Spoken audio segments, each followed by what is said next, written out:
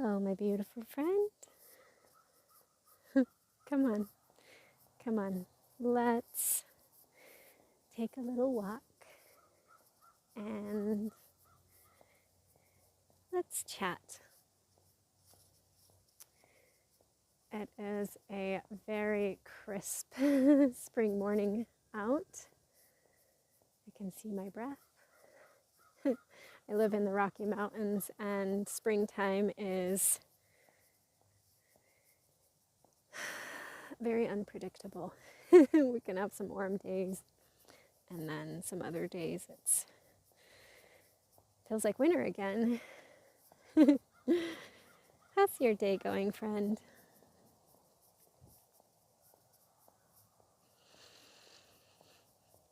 I'm listening. Keep going.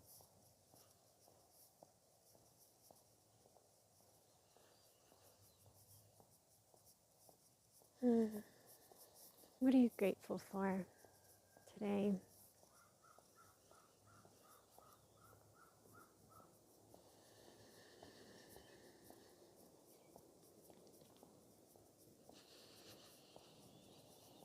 I am grateful that I get to take a walk.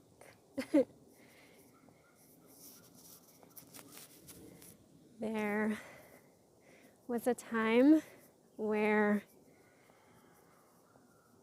I wasn't able to do that, and I had to work really hard to be able to take a morning walk, or a walk for that matter.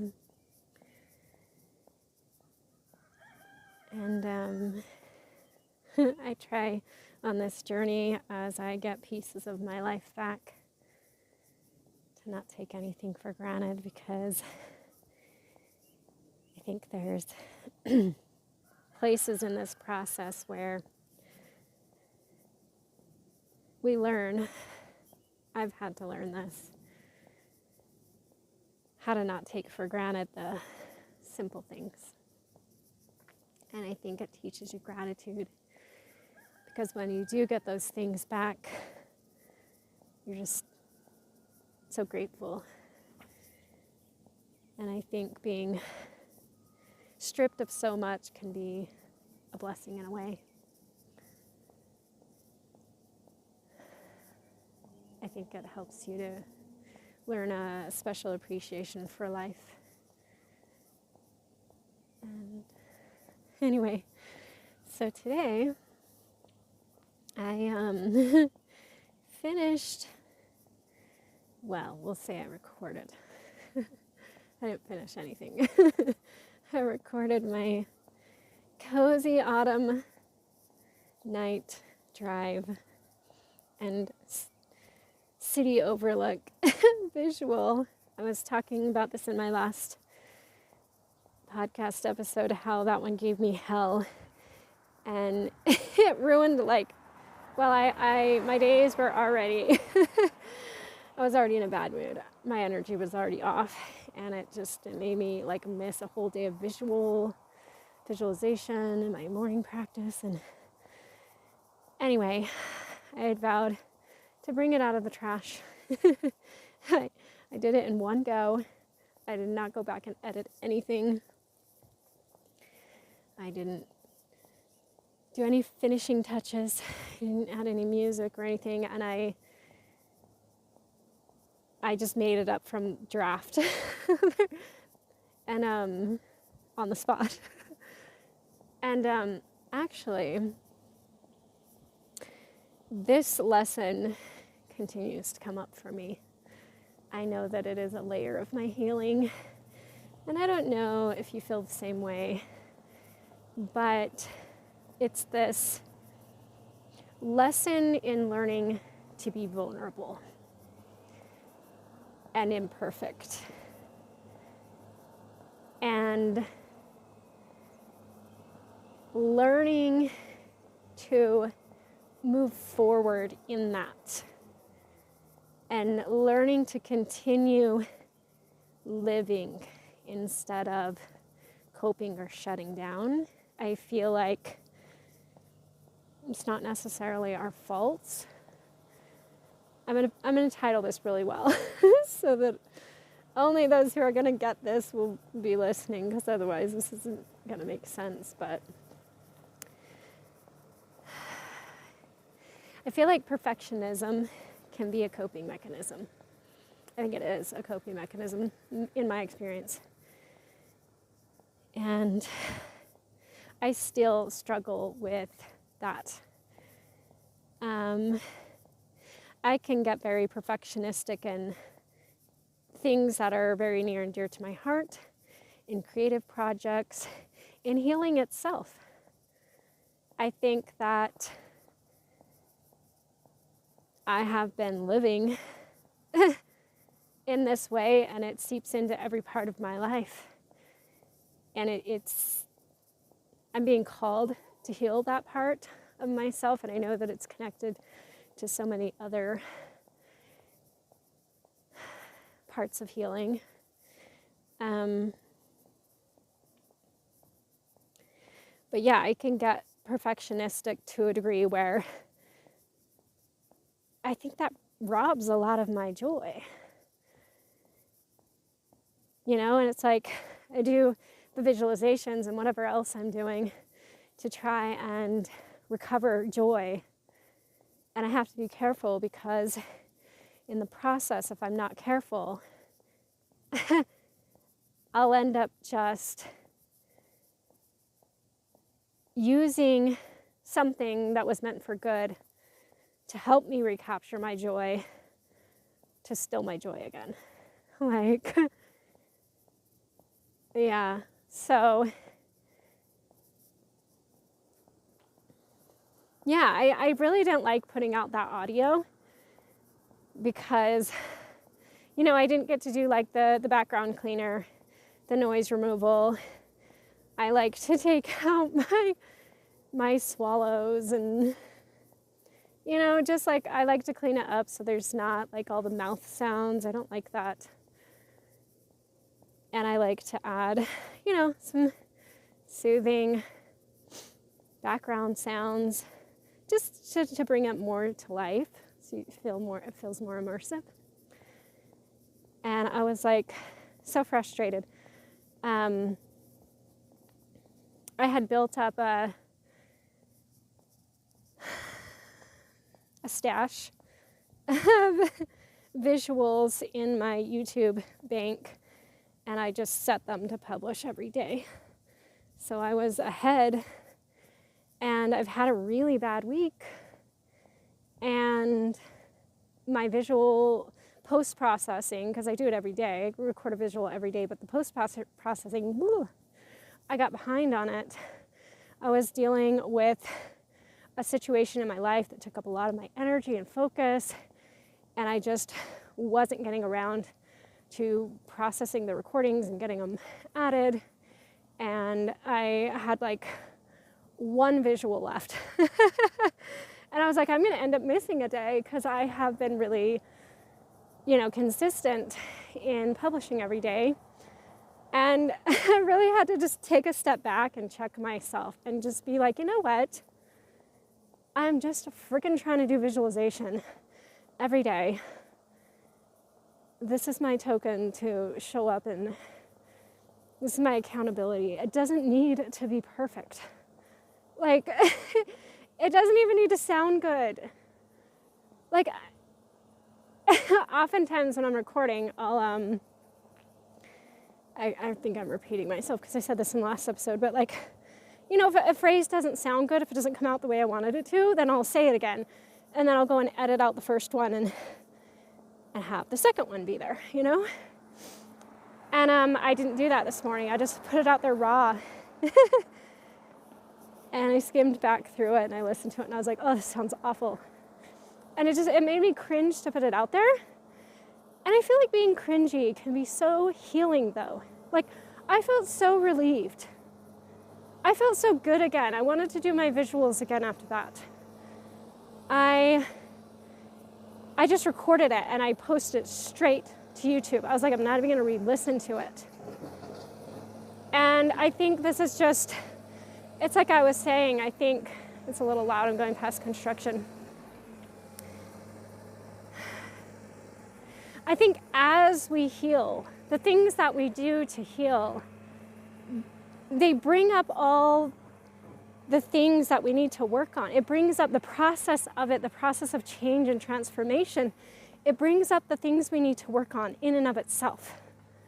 It triggers those things. And it's like we want to go on this journey to heal, but I feel like for me, I'm preaching to the choir here. It's like I want it to go smooth. I want it to be easy. I want to just get there. But it can be a very janky process where we have to make a lot of stops and starts and circles and a winding path. And we have to revisit, sometimes we have to revisit things a million times before we finally get it. And again, I come back to just, sometimes I think my only lesson in this, and it's like perfect the way it's set up for me. Because it's like, we're just gonna make, so none of this works very well. And she, through the process, is going to learn patience and self-love and how to be vulnerable and how beautiful vulnerability can be. I feel like when you're really, truly vulnerable and you're imperfect, yes, it feels yucky. Oh, at least for me, if you're a perfectionist, you'll get this. It feels yucky because it's like we can become control freaks because we want to be safe. We ultimately just want to feel okay. We want to feel safe. And we kind of can take on these wild ways of trying to get that don't serve us. They actually just make us feel miserable. And I think part of the journey is catching that, becoming aware of it, and being like, I don't want to live this way anymore. And having the courage, developing, it's almost like exposure therapy, a graded exposure therapy, where you have to just step out and be vulnerable and be raw and be imperfect and put it out there and risk rejection, because you probably are going to get rejected. I think being willing to go through that experience of being rejected for being real and raw and authentic and imperfect and feeling what that feels like. I feel like when we're always running from it, we can never really face it and overcome it because we're never given the opportunity. We don't get to see how strong and resilient we are and how well we could be able to cope with, to deal with that. Because we're always just running to this old, worn out coping mechanism of perfectionism that doesn't serve us. And it's like we almost live our whole lives being something that we're not. We become a slave to other people. We give our power away to them. And we sell ourselves out for what everyone else thinks, which is like crazy. Like, how do you even know what anyone else wants you to be? But it's like we sell ourselves out. We almost become like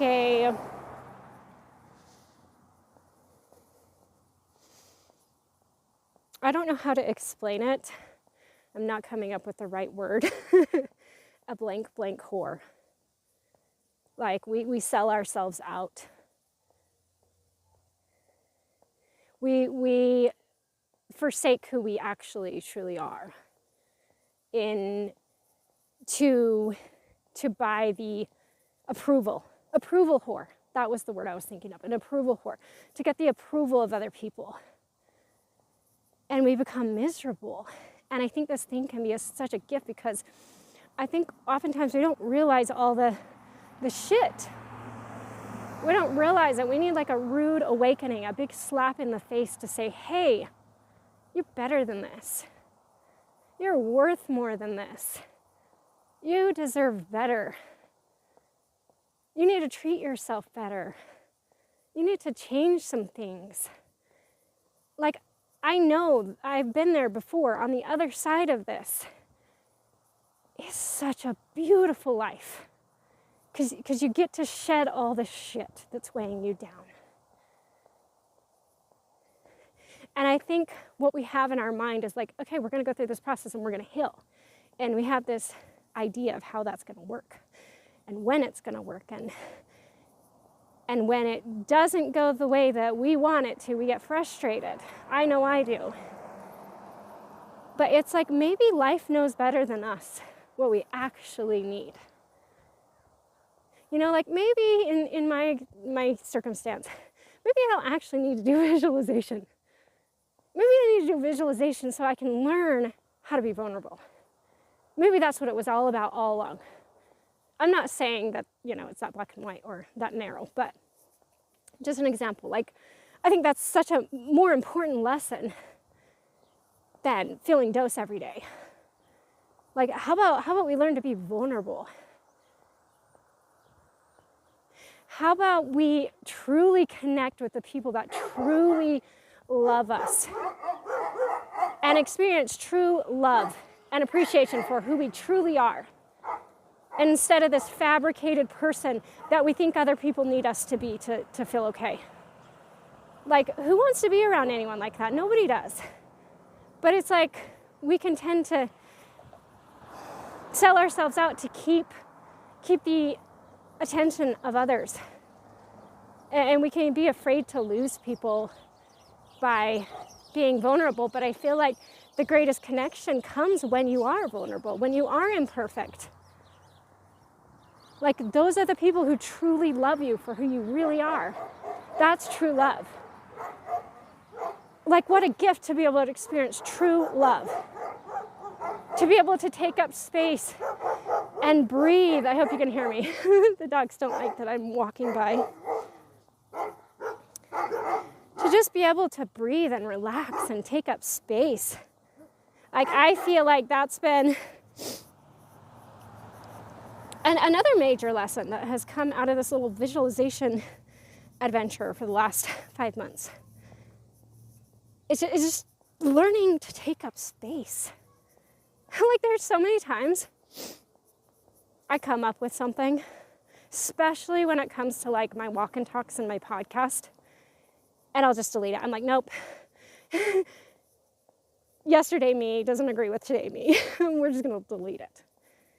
And it's like, I gotta stop doing that, because that's a layer of healing. I need to learn to let myself take up space, to be real, to say whatever I need to say. I feel like part of my problem is I'm just so restricted, so constricted, so tense. It's like I'm trying to push down who I really am and what I really want to say. And I'm trying to make myself small so I don't take up too much space. So people don't see me too much.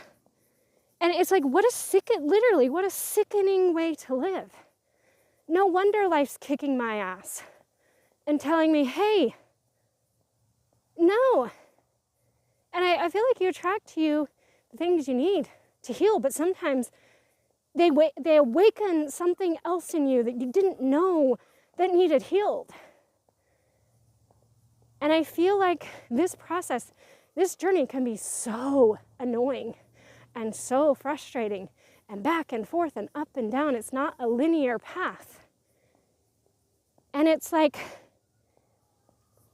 we can get in such a hurry to get to the end that we miss all the important lessons that being in it provides us. Like, it's so uncomfortable being in it. I know for me, I want to escape. I want to get to the other side. I want to get out of this. I don't want to feel this. But if I don't feel it, and if I don't go through it, and I don't experience, and I don't sit in the discomfort, I can't truly get to the other side because I'm missing everything I need.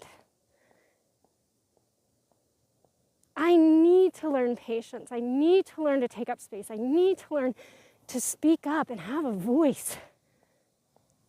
I need to learn to be authentic and raw and put something out imperfect, and maybe a lot of people won't like it, but the ones who are real, who really vibe with me, they're going to stick around, and I'm going to find my tribe. And what a my tribe. And what a beautiful thing to be around people you don't have to walk on eggshells with. And like, I don't know how I got myself in this mess, but I can see it. I can see it. And it's like before, when I recovered from all this, hang on. It's like I learned a lot of the lessons I needed to learn. But when that lesson came back around again, when life put the pressure on me again in an extreme way, when the weight was on, I still wasn't at the level I needed to be. And I had to go back to school. I had to learn some more. And I have learned so much in this grief journey. You know, everyone admires people who handle grief really well. In the Christian circles, in spirituality, it's like admired when you handle it well, when you keep your faith, when you keep your belief, when you don't get angry at God. And I just, my grief was not like that. And I feel like nobody really talked about that. At least I couldn't find those circles. Maybe they're out there. But it was like my daughter handled it so well. She had cancer and she passed one day before her 16th birthday, so she was young. And everyone was like, she is so mature for her age. She's so wise. She handled it with such a good attitude. She never not once lost her faith. And like my mom, she went through cancer too. She had stage 4 cancer. They told her there was nothing she could do. Get your affairs in order. We're not even going to treat you. It's a waste. And she knew she was going to heal. And she did. 6 months later, and the cancer has been gone for 10 years. She freaking reversed her diabetes. Like, she has this amazing like attitude and calm, and she just has what it takes to handle anything that comes her way with grace. And I love those people. But like, what about when you don't handle it that way? What about when everything comes crashing down? What about when the glass house shatters and you're ugly and you're messy and you're angry? My grief came out as anger. I don't know why, I'm not even an angry person, but that's how it came out. And I felt like I was just failing at life. Like, it hit me so hard. I watched other people who had lost kids go back to work and go back to their life and live a fairly good life. And I'm like, what is so wrong with me that 2 years later, I'm still fucking broken? What is so wrong with me that I lost my faith, that it just completely shattered? But you know what? That's what I needed. I needed to feel so completely broken and angry and to swear I was never going to talk to God again. I needed to be yucky for once and not have my shit together and just be ugly and cringy and messy.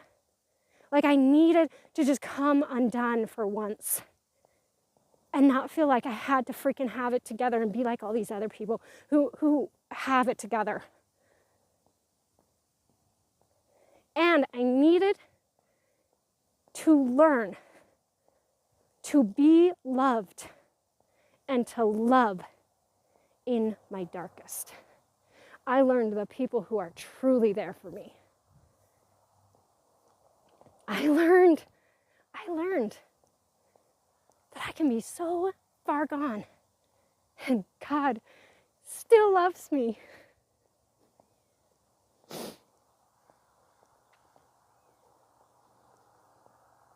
He's still chasing after me. He loved me in my darkest. That's what I needed to heal. I didn't need to be perfect. I didn't need to have it all together. I needed to lose it and realize that even in my deepest, darkest moment, when I feel like I can't come back from this, when I feel like there's no reason to go on, that I can, and that I will, and that I have the power, and I have the resilience. I need to learn my own power. That I can be ugly and messy and dark and lose it, and I can come back from that shit. That it's not the end for me, it's just a chapter. It's not my stopping place. And I need to learn how to talk myself out of those places, to pick myself up, and to let other people pick me up. That I don't have to do it all by myself. Like, those are the real lessons. I love all the tools. I love all the programs. I love all, but at the same time, it's just all fluff to me. It's the carrot dangling in front of our face. It's like, what are the real lessons? Faith, learning faith. Learning to be dependent on God, learning to humble yourself and ask for help and be helped. Learning to be loved when you have nothing to give. Learning that you're still loved when you're imperfect.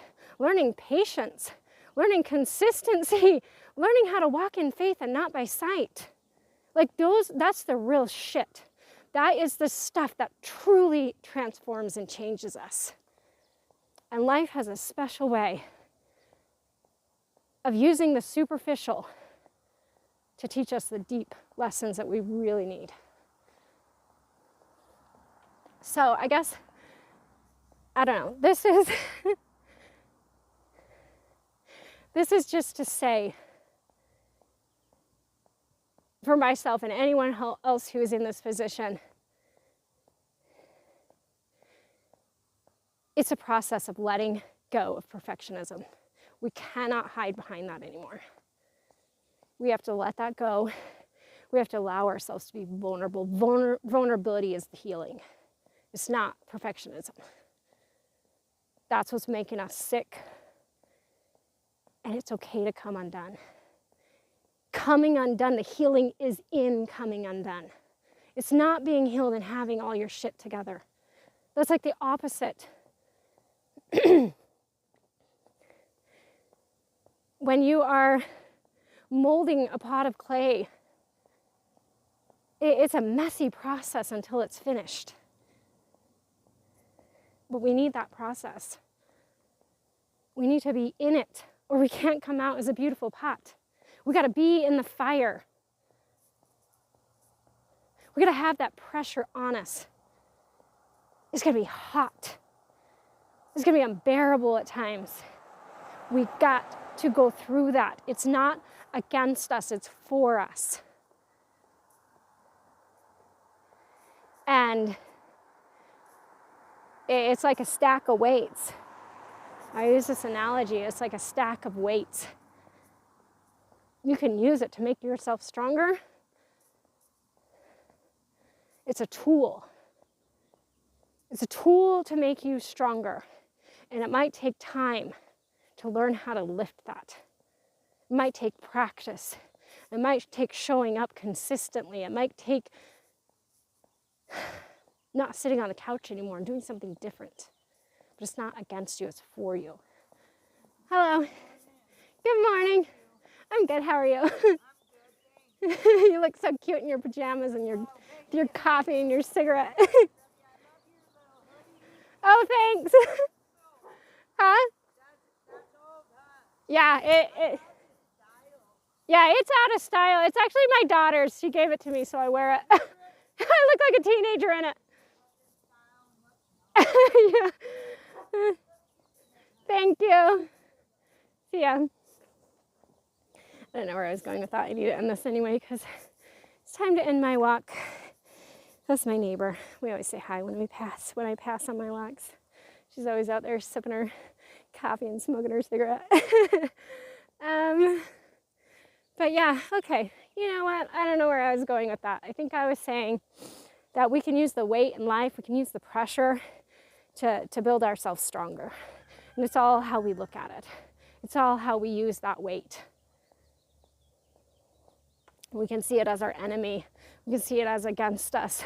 Or we can get in there and we can learn how to lift it. And it might take time, but we can do it. So this is just to summarize, like, this is not our end. This is not, we're gonna come out through the other side, no matter how dark and how dreary it gets, we're gonna come out through the other side. It's inevitable. All this stuff is working to help us heal. Life wants us to heal. It's pushing us into healing, kicking and screaming sometimes, some of us, sometimes. It's saying you deserve better. I'm going to put the pressure on until you accept that. You're made for more. Your purpose is bigger than this. I'm not going to settle for how you've been living. It's like our souls call out. Our souls get literally sick of it. Literally sick of it. It's like, no more. And all this stuff is to help us to heal. So, okay, this is another long one today. I'm gonna get off of here. I love you, friend. I'm sending you strength on your journey. Lots of love. And you're gonna come out through the other side. I know it. So stay strong. Literally, I know it sounds so cheesy. I hate when people say this, but it's like, just hang on. Literally, just hang on. You just have to hang on. You have to stand inside the storm and learn how to deal with that storm. That's where it's at. It's not outside the storm. That's not where we get our strength. We become strong. We become overcomers. We become victorious when we're inside the storm and that pressure's on. When we're in the gym lifting the weight, that's when the muscles grow. So literally, show up and hang on. This is being done for you. You're going to go through this either way. It's all coming together for you. It is inevitable that you come out on the other side strong, resilient, victorious, better than ever before. You're the caterpillar in the cocoon. You're transforming into a beautiful butterfly. Do not lose sight of what is actually happening. Don't get lost in the darkness. That it's there for a reason. It's there to deliver you. It's like a birthing process. It's like a woman giving birth. It's painful. You're gonna scream. It's uncomfortable. It's messy. But you are birthing something. Don't forget it. Don't get lost in the chaos. It's for you. It's all working together to deliver you into something new and better and amazing. It's bringing life. Okay, I'm home. And now I'm gonna get off of here.